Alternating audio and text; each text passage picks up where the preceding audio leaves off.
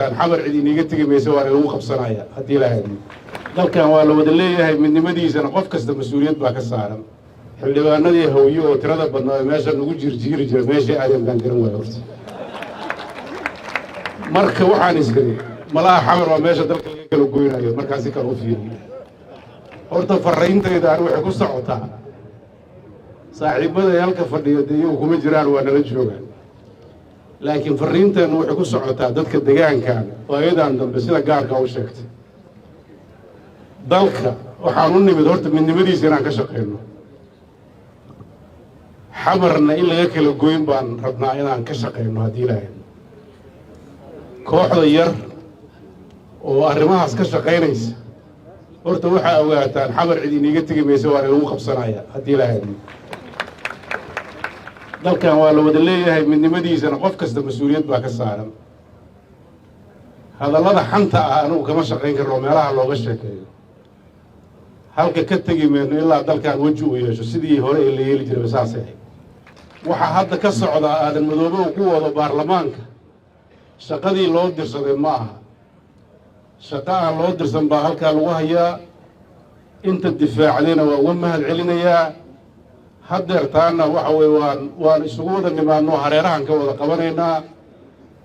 madaxda hadda joogta filla Soomaaliya iyo dadka ka agdhow waxay dhahayeen malaha madaxdu ma imaanayso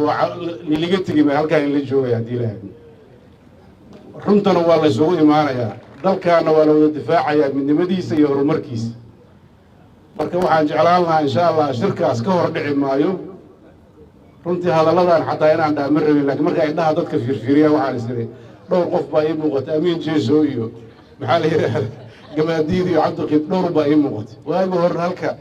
inta kale iyaga ka orod badnaan jiray markii hore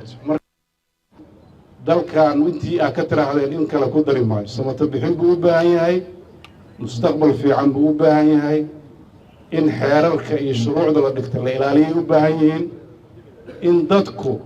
runtii ay runta abaaraan oo dalkeena meesha uu marayo ma rabo inaan hadda ku celceliyo cid walba way ogsoon tahay dalkan waxa kaliya ka dhiman in doorasho uu galo waxa kaloo la hayo waa iska hadal dastuur dalkan dastuurkii 2012 lagu heshiiyay ah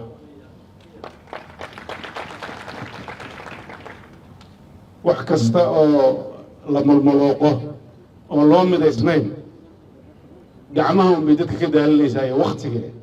waxaan oran lahaa arrintaas wax ka duwan aan aadno annaga waxaa dhab naga ah